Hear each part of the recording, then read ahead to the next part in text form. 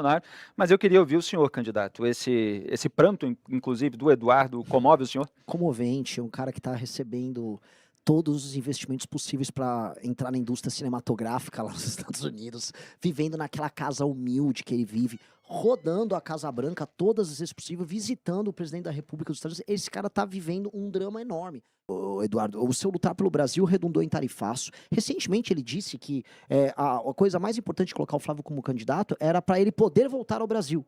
Ou seja, eles não conseguem esconder que a grande disposição deles é apenas a defesa dos interesses personalíssimos da própria família. E isso já foi percebido por todo mundo. Eles perderam a liderança dentro do próprio bolsonarismo, basta ver a própria Michelle, porque eles são tão, mas tão egoístas que ninguém consegue mais aturar. Eu fui visitar setores ao redor do país, e empresariado também, que foi bolsonarista por algum momento.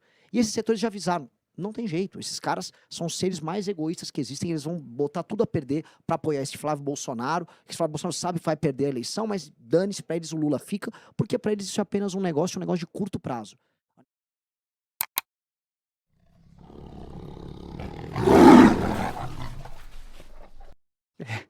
Muito bem. A gente, antes de entrar aqui nas polêmicas e nas propostas, a gente vai abordar 3 assuntos que estão quentes no momento hoje na internet, com repercussão de vídeos, inclusive. Um deles foi uma declaração do Lula na convenção do PSB, que oficializou o vice-presidente Geraldo Alckmin como candidato novamente a vice na chapa que disputa a reeleição.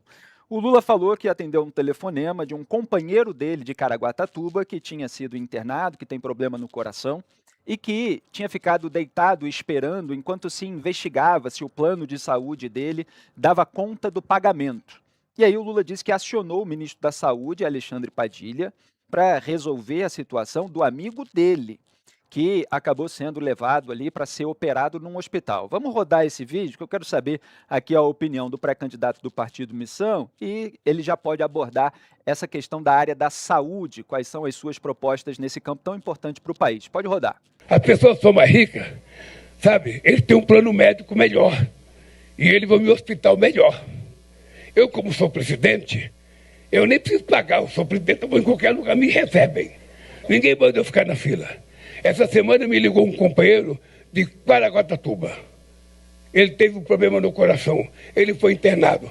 Estava no hospital de Caraguatatuba, ou Ubatuba, não sei, Caraguá, tá?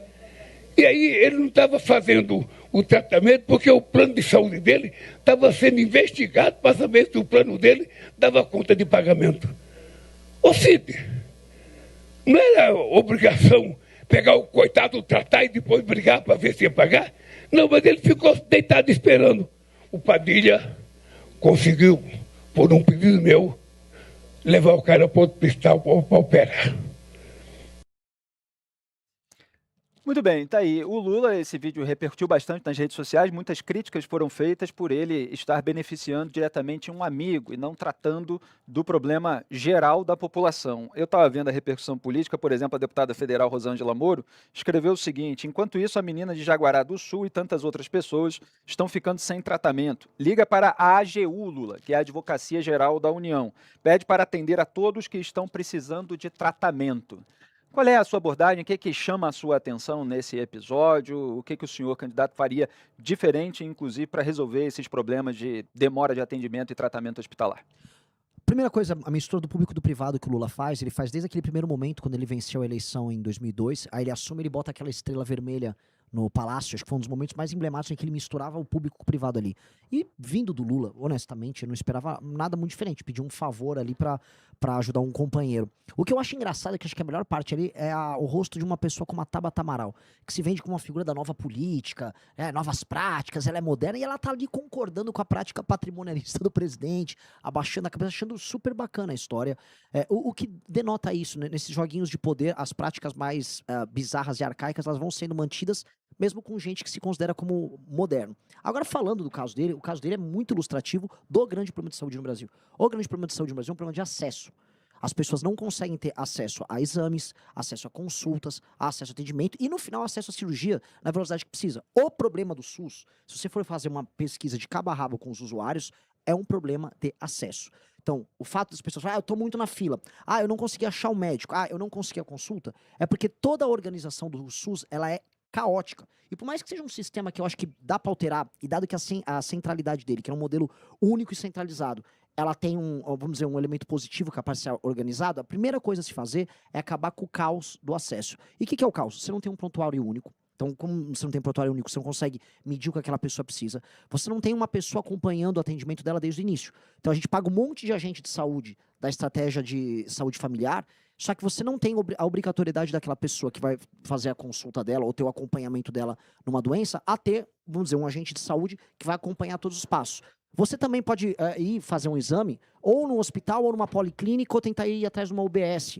Ou seja, é caótico, você não tem um fluxo. O que a gente precisa fazer é racionalizar o fluxo de entrada no SUS, que hoje não é racionalizado. Você tem equipamentos, você tem um investimento hoje, mas você não consegue organizar esse fluxo de processos. E por quê? Uma das razões, e aí isso vai chegar muito no Lula, é o fato de que você politiza isso, porque a venda de favores, por exemplo, para você ultrapassar uma fila no SUS, para você colocar alguém, é uma das coisas que vereadores e deputados fazem em todo o Brasil, especialmente nos lugares mais pobres. Então, essa racionalização e a instituição de um prontuário único é justamente para a gente colocar o acesso, que é o problema que o Lula relatou ali, como a base de um bom funcionamento do Sistema Único de Saúde. Muito bem, então indo aqui para o segundo vídeo que está rendendo muita discussão nas redes sociais, foi o comentário que Eduardo Bolsonaro fez lá nos Estados Unidos a respeito de uma declaração do Kim Kataguiri. Me parece, inclusive, que foi uma declaração do Kim Kataguiri numa entrevista que eu participei, mas a pergunta não era sobre isso, mas o Kim Kataguiri abordou o tema do desgaste do Flávio Bolsonaro em razão de alguns escândalos e falou das notícias que têm sido vinculadas na imprensa sobre um vídeo que teria resultado em crise no casamento do Flávio Bolsonaro com a sua esposa, a Fernanda Bolsonaro, e que já haveria uma estratégia de campanha pré-definida para reagir à eventual divulgação desse vídeo. E o Eduardo Bolsonaro ficou bastante irritado com esse comentário e falou em dar porrada, foi isso mesmo? Vamos assistir ao vídeo, produção. Vi o Alan ficar 3 anos sem ver os filhos, eu não consigo imaginar ficar tanto tempo assim.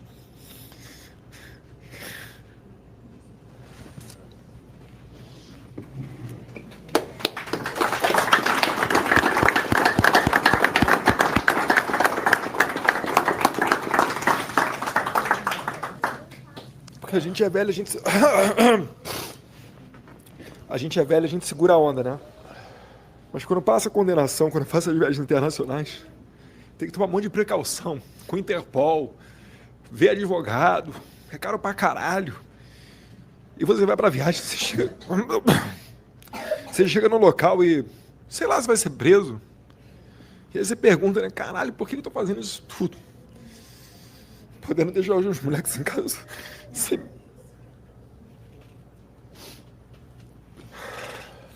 Sem poder ver o pai.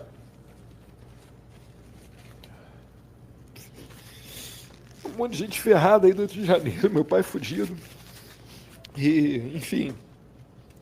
E aí tem que lidar ainda com os filhos da puta de direita que fica achando que a gente tá querendo se dar bem na vida. Não quer botar o Flávio porque é da família. Vai lá então, irmão. Se candidata aí pra você ver. Não, eu sou limpinho, não vai dar nada não. É mesmo? Se candidata aí que eu quero ver. Se candidata.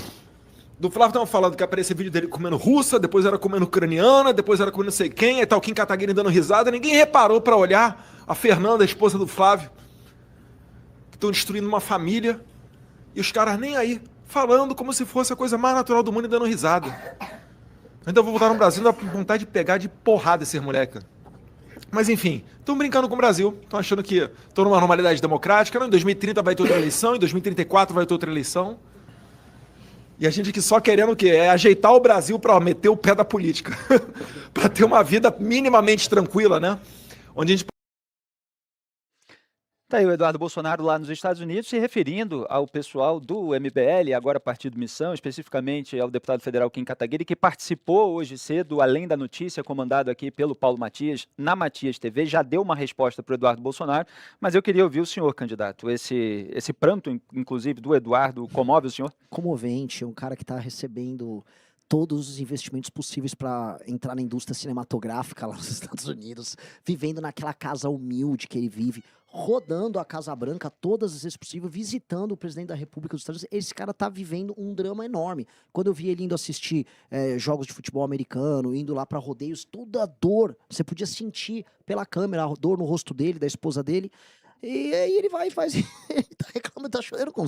Eu não consigo ficar sendo irônico com uma palhaçada, é uma patifaria. Ele primeiro disse que ele tá só querendo lutar pelo Brasil, né? E aí depois sair da política. Pô, eu entendi, Eduardo. O seu lutar pelo Brasil redundou em tarifaço. Recentemente ele disse que a coisa mais importante de colocar o Flávio como candidato era para ele poder voltar ao Brasil. Ou seja, eles não conseguem esconder que a grande disposição deles é apenas a defesa dos interesses personalíssimos da própria família. E isso já foi percebido por todo mundo. Eles perderam a liderança dentro do próprio bolsonarismo. Basta ver a própria Michelle, porque eles são tão, mas tão egoístas que ninguém consegue mais aturar. Eu fui visitar setores ao redor do país, empresariado também, que foi bolsonarista por algum momento. E esses setores já avisaram, não tem jeito, esses caras são os seres mais egoístas que existem, eles vão botar tudo a perder para apoiar esse Flávio Bolsonaro, que esse Flávio Bolsonaro sabe que vai perder a eleição, mas dane-se, para eles o Lula fica, porque para eles isso é apenas um negócio de curto prazo. É um negócio de curto prazo, é dinheirinho no bolso, igual eles fizeram lá com o Vorcaro, e jogo que segue. Aí essas ameaças que ele fez aí, ele nem, foi o que quem disse, ele nem vem pro Brasil fazer. Por que ele não vem pro Brasil? Um baita de um assustado. Vem pro Brasil fazer ameaça. É que a real mesmo, é que ele ama estar nos Estados Unidos. Ele é um deslumbrado, ele gosta de ficar circulando com o segundo escalão da Casa Branca. O Trump deu bom dia, o Trump sabe meu nome. Então, pra ele é uma coisa meio... Pra ele é um deslumbrado. O Eduardo Bolsonaro é um... Desculpa o que eu vou falar aqui. É um caipira na pior acepção do termo. Entendeu? É um deslumbrado. Aí mexeu com o Chico Graziano, que ele se diz caipira aqui, não é nem que ninguém chame pejorativamente. O príncipe e o caipira.